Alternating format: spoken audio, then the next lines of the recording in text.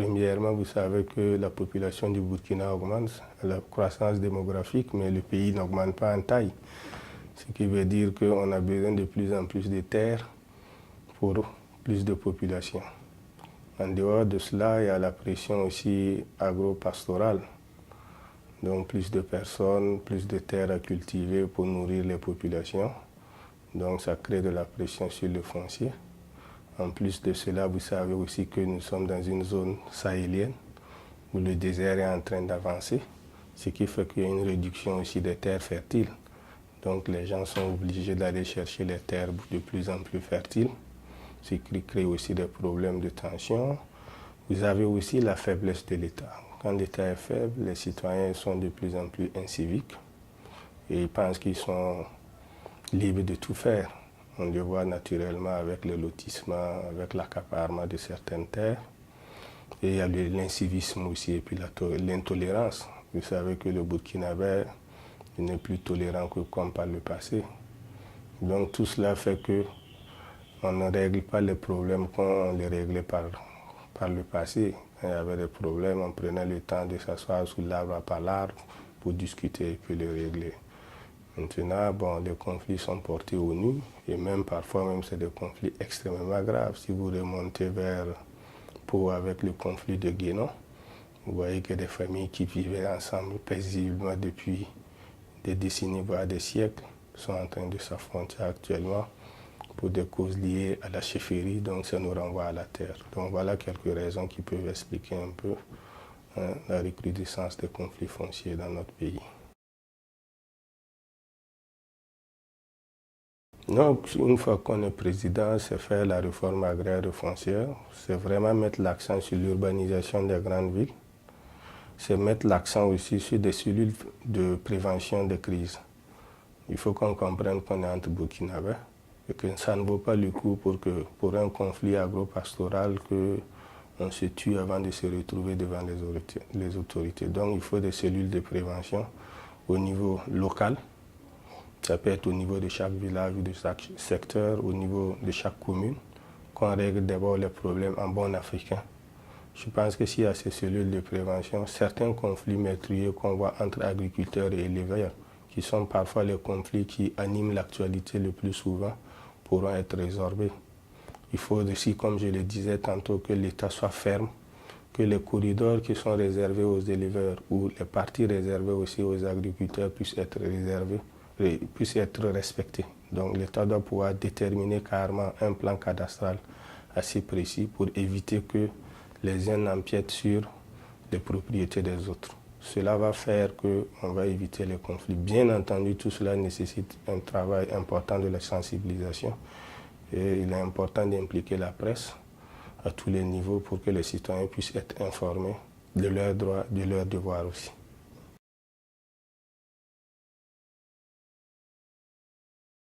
D'abord, il faut dire que l'agrobusiness est quelque chose de très important pour le développement d'un pays agricole comme le Burkina. Il faut définir l'agrobusiness parce que la notion d'agrobusiness parfois renvoie à ces aventuriers-là qui ont de l'argent, qui partent prendre des terres et qui font juste de l'exotisme plus que de l'agriculture. Alors que ce n'est pas ça un agrobusinessman. Un agrobusinessman peut être seulement celui qui fait de la transformation ou celui qui fait de la commercialisation. Si vous prenez une filière comme la filière karité, après la collecte, il faut de la transformation, il faut de la commercialisation pour ajouter de la valeur ajoutée. Donc cela concerne des agrobusinessmen. Il est donc important qu'on ait des agrobusinessmen dans notre pays. Malheureusement, on a laissé croire dès le début que l'agrobusiness était allé prendre des dizaines ou des centaines d'hectares par parfois des gens qui n'ont rien à voir et qui ne sont pas des professionnels de l'agriculture et qui veulent juste aller montrer leur propriété comme si c'était un ranch qu'on partait visiter. Ça, ce n'est pas de l'agrobusiness, ça, c'est tout simplement se faire plaisir.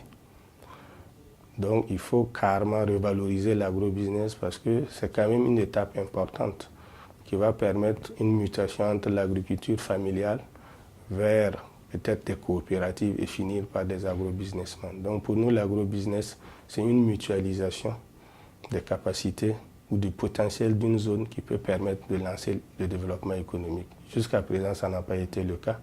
ça a été beaucoup plus des aventuriers, comme je le disais, qui prenaient des terres. Et comme ils ne l'ont pas pris parce qu'ils veulent faire de la valeur ajoutée, malheureusement, ils n'investissent pas dedans, parce qu'eux, ils ont d'autres affaires qui leur rapportent beaucoup d'argent. Donc, ce n'est pas une affaire pour eux. Et comme ce n'est pas une affaire pour eux, ben, les terres sont prises aux paysans, mais elles ne sont pas valorisées. Ce qui fait qu'on a l'impression véritablement qu'il n'y a pas eu d'effet sur la modernisation agricole. Mais si nous reprenons un schéma comme le pôle de croissance de Bagré, on peut se rendre compte que c'est un bon projet d'agrobusiness. Donc véritablement, pour nous, l'agrobusiness est quelque chose d'important, mais il faut le redéfinir, il faut le recadrer et lui donner de nouvelles perspectives. Partout où on a attribué des terres à des gens qui avaient un projet précis d'investissement, parce qu'il y a eu un cahier des charges avant l'attribution de ces terres, si le cahier des charges n'est pas exécuté, dans un délai de 2 ans, nous allons retirer ces terres-là et les réattribuer aux paysans, mais avec un modèle précis, que ces paysans qui vont occuper ou réoccuper ces terres-là puissent travailler, même s'ils sont en projet familial, travailler sous forme de coopérative. Parce qu'on se rend compte aussi que l'agriculture familiale est beaucoup plus une agriculture de subsistance. Ce n'est pas une agriculture qui crée beaucoup plus de valeur ajoutée. Mais si on les organise en coopérative agricole, ça peut apporter quelque chose.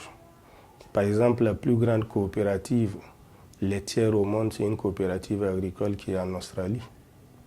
C'est des petits éleveurs qui se mettent ensemble, qui prennent leur lait, qui mettent, mais c'est organisé sur le plan national.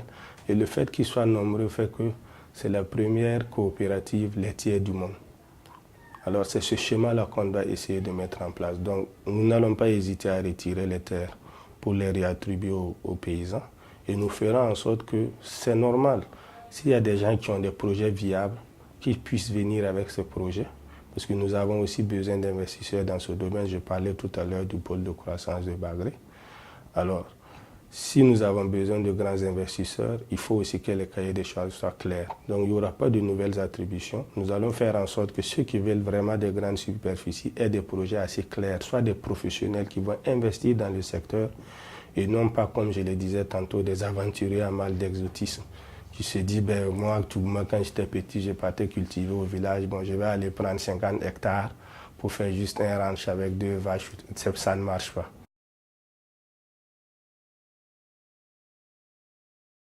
Disons que le lotissement pose un problème sérieux au Burkina Faso, parce que le lotissement n'a pas été fait avec une vision d'urbanisation des villes. Mais ces dernières années, surtout sous le régime Compaoré, le lotissement s'est beaucoup plus fait sous l'angle politique. Comment on peut utiliser des parcelles pour avoir des voies, pour être simple. Ce qui fait que quand vous prenez Ouagadougou, selon le rapport du dernier État général sur l'urbanisation, je crois en 2014 ou 2013, vous vous rendez compte que Ouagadougou a 800 000 parcelles pour 2 millions d'habitants. Et que sur ces 800 000 parcelles attribuées à Ouagadougou, il y a 400 000 qui sont libres. Ce qui veut dire qu'en réalité, les 400 000 parcelles-là appartiennent à qui? Soit il n'y avait pas de besoin, soit il y a des gens qui se sont accaparés des parcelles, qui disposent de 10, 20, 30, 100 parcelles pendant que d'autres n'en ont pas. Pas plus tard que cette semaine, j'étais à Zongo dans la zone non lotie, mais c'est révoltant, c'est complètement inhumain de voir les conditions de vie de ces gens-là, alors qu'il y a des parcelles libres. Donc, il faut carrément refaire un audit complet de tout ce qui s'est passé pour recadrer les choses. Donc, nous pensons que les lotissements n'ont pas été bien faits, c'est connu de tout le monde. Il faut maintenant mettre une politique sociale derrière le lotissement.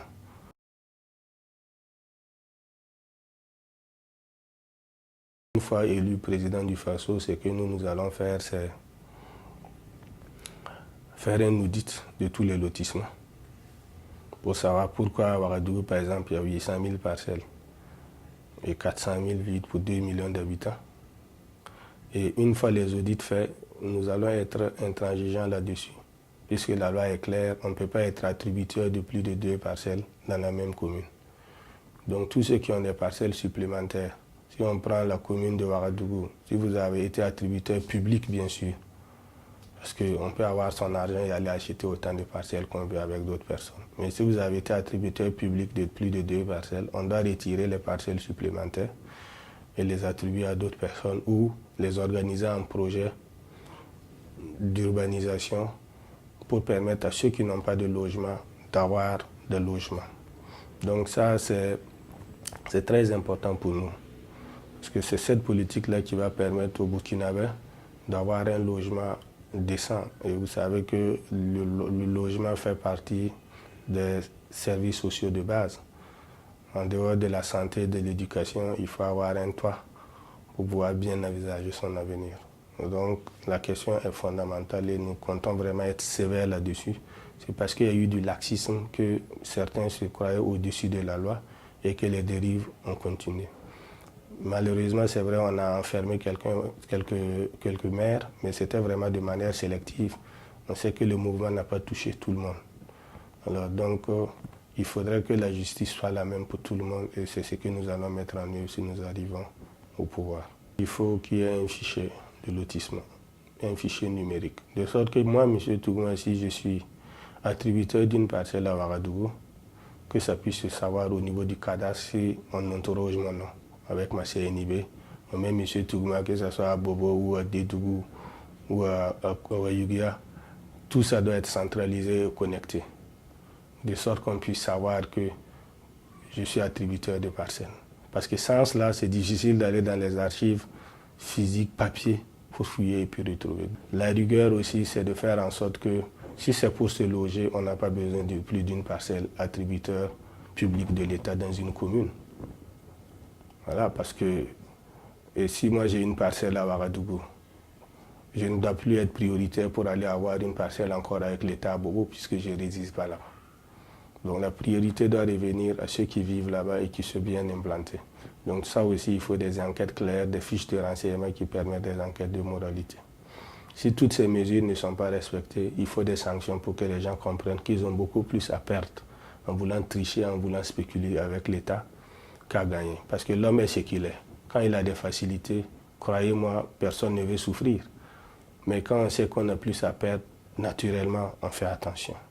Mais il y a aussi une politique qu'on doit essayer de développer, ce qui a été mis en place sous la Révolution. Quand vous regardez les cités, c'est beaucoup plus efficace que les lotissements.